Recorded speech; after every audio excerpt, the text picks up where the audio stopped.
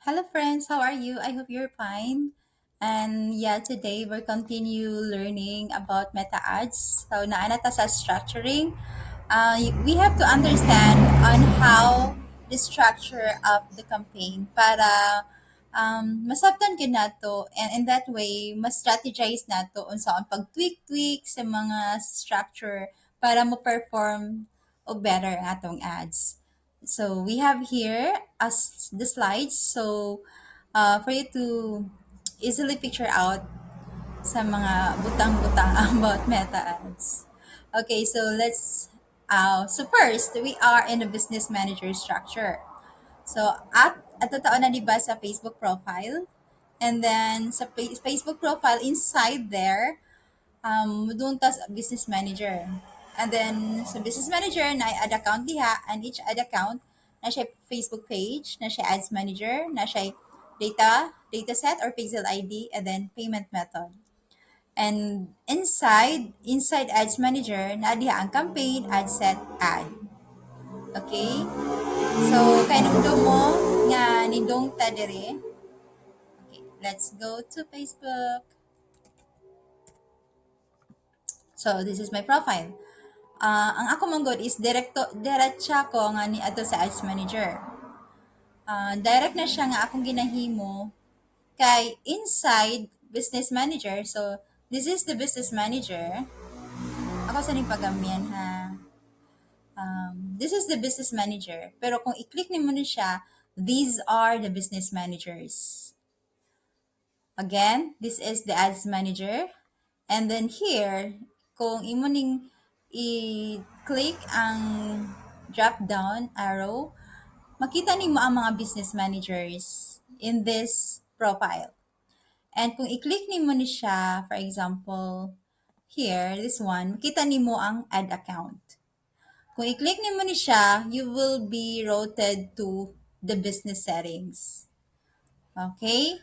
So, karon, mubalik ta. So, again, this is the ad account of ani nga ad account of this business manager. Mo ni siya ang ad account, it has two ad accounts. And we're using this ad account mo na naka-blue siya.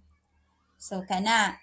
And then, sa ani nga ad account, naana na siya ang i-pixel ID, iyang page, ang iyang Facebook, Instagram page, and so ani, inside ani niya. So, di ba, kaya we cannot publish our campaign if we don't have the access of the page, of the pixel ID. So, mag-error na siya. So, mana siya. So, we will go back to our atong slide. So, yan na. And then, ito sa i-present be, nawala akong picture. Alright, so whatever. Okay, so let's proceed. So, basic campaign structure. Basic campaign structure, na siya isa ka campaign, isa ka ad set, isa ka ad. Pwede na siya. So, that's the most basic.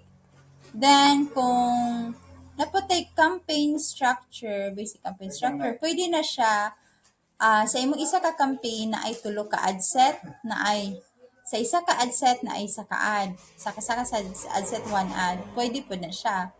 Pwede po na sa isa ka campaign na ay tulo ka ad sets, and then each ad set na ay 5 ads. So, nana ang mga structuring. Pwede po sa isa ka campaign na siya 5 ka ad set, or 5 ka ad set, and then each ad set has 5 ads. Pwede na up to 20, 40 ka ads. So, no limit ang ads. For as long as there is an ad, mo run ang imuhang campaign. Or mo run ang imong ad set.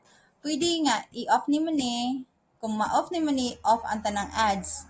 Pero kung dili ra ka mag-off, naka-on gyapon siya, ang naka-on ra ang naka-run.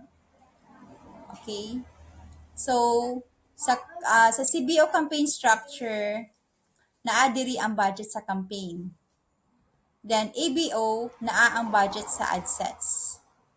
Okay? So, I hope dali ra ni ninyo masabtan. So, ana sa tataman, ato siyang anhion diri. So this is the campaign, ad sets, and ad. Kung matanaw nimo ni naata sa campaign level, naka-blue siya, and then everything nga makita nimo diri are the campaigns. Mga campaign na siya tanan. Kung i-click na to isa ka campaign, then ato ta sa ad sets, mao ni siya ang iyang mga ad sets sa isa ka campaign. So you can see here one selected, pag ato na to sa ad sets, na siya 4 ad sets.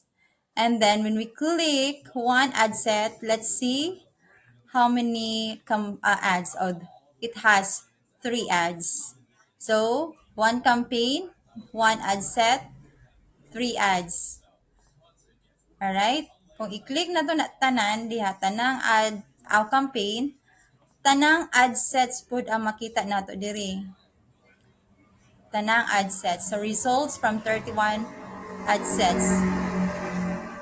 So daghan kay siyang ad sets kay we are selecting 18 ka campaign and there is pila ni ka ad sets.